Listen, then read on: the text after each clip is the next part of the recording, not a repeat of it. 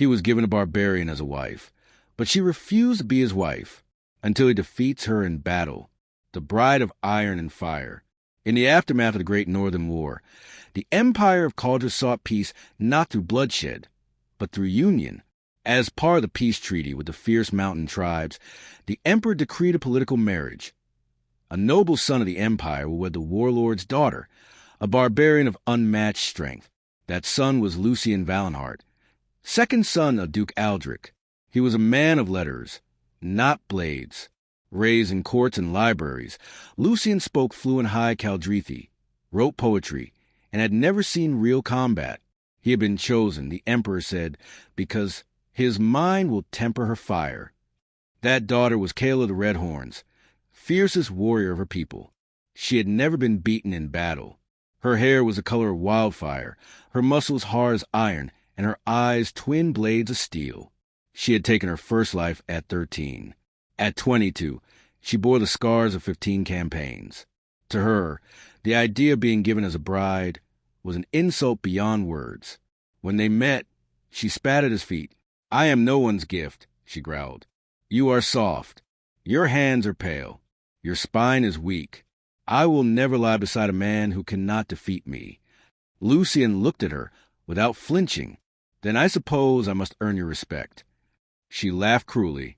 "You would die before you could lift a blade." "Then teach me," he said, "training the noble." For most men, that would have been the end. But Lucien was not most men.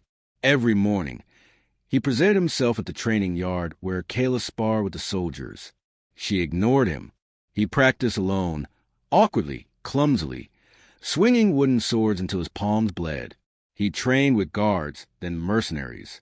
He studied not just swordplay, but Kaela herself, how she moved, how she breathed, how she anticipated attacks. Days turned to weeks, weeks to months. He changed. His body grew stronger. His footwork sharpened. His mind remained calm under pressure. But he never approached her again. Not until the day he was ready. The challenge. 6 months after their forced betrothal. He entered the training yard as she was finishing a spar.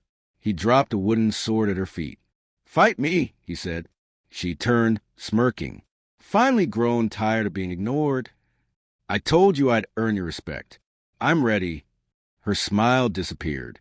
She picked up the sword. "If I win, you leave me be forever," she said. "And if I win," Lucien replied, "you become my wife, not by treaty, but by choice." She grunted. "You won't." They circled each other. The court watched from the balconies above, hushed. Word had spread. Everyone expected Lucien to last perhaps a minute. The fight began. Kaela attacked with raw power. Her strikes meant to overwhelm. Lucien didn't try to meet her strength. He redirected, dodged, struck at openings. She was faster, but he was patient. He did not land many blows, but the ones he did were precise. A strike to her thigh, a tap to her ribs, a cut across her arm. For every one of hers that bruised has left a sting. Minutes passed. Sweat rolled down his face, but his eyes stayed sharp. Kaela growled, "You've learned." Lucien didn't answer. She roared and came at him with fury. He sidestepped, pivoted, and drove his shoulder into hers, knocking her back. She fell to one knee, and he stopped. He could have pressed the attack, but he lowered his sword.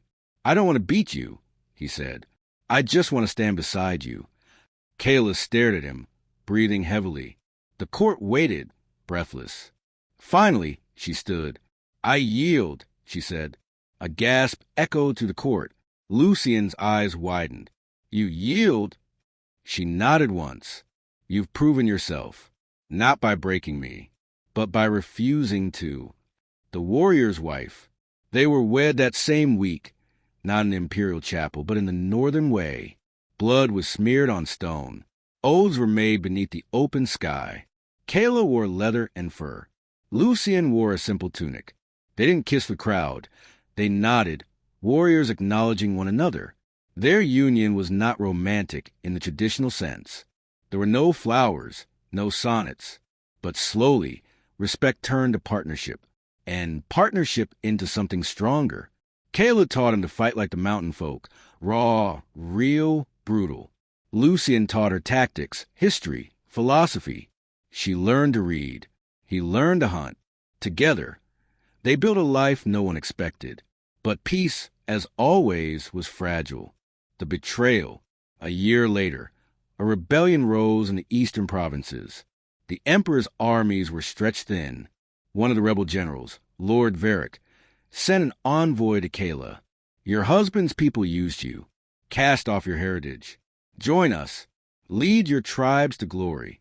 We will restore your blood to the throne. Kaela considered the offer. When Lucien found out, he did not beg her to stay. He met her gaze and said, "Do what your honor demands. I will not try to tame your fire." That night, she vanished. The empire declared her a traitor. Lucien refused to denounce her. He rode to the mountains alone. The second duel. He found her on a high ridge above the iron cleft, where the wind howled like ghosts. "I knew you'd come," she said without turning. "You left," he said. "I had to. They spoke to something deep in me. And now—" She turned, eyes full of fire and regret. "Now I'm torn between blood and bond." Lucien drew his sword. "Then let your blade decide." She stared at him. "You would fight me again?" "I don't want to. But I need to know, do I stand beside you? Or across from you?" She smiled bitterly. "Very well, husband." They fought. This time, no one watched. No rules.